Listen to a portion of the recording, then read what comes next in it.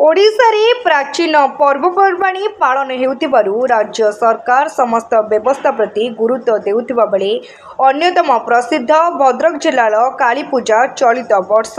यह राज्यस्तरीय भाव श्रृंखलित सुव्यवस्थित मौलिकता को सम्मान दे बजाय रखा सहित प्रत्येक पूजा मंडप को 50,000 टंका राज्य सरकार प्रदान करेंगे बोली उच्च शिक्षा ओडिया भाषा साहित्य और संस्कृति क्रीड़ा और युवा व्यापार मंत्री सूर्यवंशी सूरज प्रकाश करिसेंती। भद्रक ठारे चरंपार प्रसिद्ध कालीपूजा पालन पाई एक स्वतंत्र बैठक में मंत्री श्री सूर्यवंशी सूरज जोगदे पूजा कर्मकर्ता और जिला प्रशासन आलोचना करी चलित मास 21 तारिख कालीपूजा आरंभ हुई 29 तारिख सकाळे भसाणी हेबो बोली सूचना देवा सहित राज्यस्तरीय सांस्कृतिक कार्यक्रम पूजा मेला रे मुरबी मुखिया मानक संबर्धित करा सुरक्षा व्यवस्था कड़ाकड़ी ग्रहण करा दिव्यांग एवं सबु प्रकार श्रद्धालु माने श्रृंखलित भावे मां काली को दर्शन करने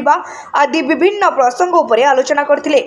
मेलार समय सीमा उपरे प्रत्येक वर्ष अतिरिक्त जिलापाल उपजिलापाल अध्यक्षतार एक बैठक अनुष्ठित होई धार्य करा एतिरे अतिरिक्त आरक्षी अधीक्षक कालीपूजा कमिटीर सभापति संपादक सदस्य रहिबे। आलोचना बैठक में भद्रक विधायक सिद्धांशु शेखर महापात्र जिलापाल दिलीप राउतराय जिला आरक्षी अधीक्षक मनोज राउत सांसद का प्रतिनिधि भगवान पंडा उपजिलापाल सौरभ चक्रवर्ती डेप्यूटी कलेक्टर कार्तिक नाथ मंडल जिला संस्कृति अधिकारी तनुजा श्रीक्रा प्रमुख जोग देथिले। पूर्व जिला प्रशासन पक्षर भद्रक जिले में कालीपूजा पालन पर प्रस्तुति बैठक जिलापाल श्री राउतराय अध्यक्षतार अनुष्ठित होता। भद्रक कालीपूजा को मध्य राज्य सरकार क्यों भली भाव में अत्यंत श्रृंखलित सुव्यवस्थित एवं यार मौलिकता को बजाय रखिकी आयोजन करा जाई परिबो। राज्य सरकार तार संस्कृति विभाग तार किछि दायित्व नौ आज से ही परिप्रेक्षी में विभिन्न पूजा कमिटी मान को डाकिकी क्यों भली भाव में यह ठीक ढंग से व्यवस्थित ढंग से करहेब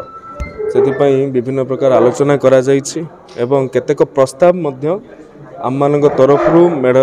पूजा कमिटी पाखरे रखा जाइतिला सेगुड़ी मध्य सकारात्मक भाव में ग्रहण करा जाइछि। भद्रक कालीपूजा जेतिकी दिन धार्य हबार अच्छी ताहा पूजा कमिटी मानकर जो प्रकार भावना थिला आवेग थिला ताहाकू सम्मान देई जिला प्रशासन ताहाकू करिवे बोली एवं सेथिपई आवश्यकीय व्यवस्था पारदर्शिक सुरक्षा व्यवस्था एवं अन्यान्य प्रशासनिक व्यवस्था करिवे। ता सहित प्रत्येक प्राचीन पुराणा कमिटी गुड़ी को मध्य राज्य सरकार तरफ 50,000 टंका आर्थिक सहायता राशि प्रदान करा जाउछि। भद्रक जो ऐतिहासिक कालीपूजा से नहीं साधारण भद्रकवासी एवं जो पूजा कमिटी गुड़िक अच्छे भीतर जो अपेक्षा थिला से अपेक्षार आज अंत घटी। ये कालीपूजा को जितेबाला कालीपूजा आसे प्रशासन पक्षर प्रतिवर्ष किछि ना किछि अंकुश लगा जाए। तेणु आज बैठक में माननीय मंत्री को उपस्थित निष्पत्ति है यह व्यवस्थित ढंग से पालन करने गोटे जो दिन रही केते दिन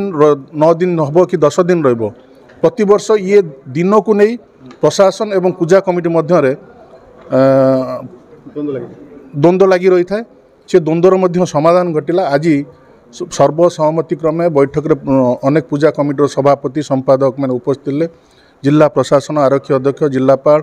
माननीय मंत्री को उपस्थित आज निष्पत्ति है यह प्रतिवर्ष एक रिजोल्यूशन माध्यम 9 दिन पालन करा जहाद्वारा पूजा कमिटी एवं व्यवसायी जो मैंने आसुचंदी बाहर मन जो द्वंद्व रोला केते दिन सी द्वंद्वर समाप्ति घटिला। धन्यवाद देवी माननीय मुख्यमंत्री मोहन चरण माझी महोदय को एवं ओडिशा सरकार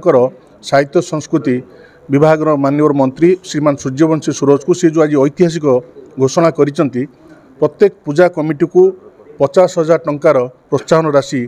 देवाई घोषणा कर भद्रक विधायक हिसाब से माननीय मंत्री और माननीय मुख्यमंत्री को धन्यवाद भद्रकवासी तरफ धन्यवाद ज्ञापन करुच्ची।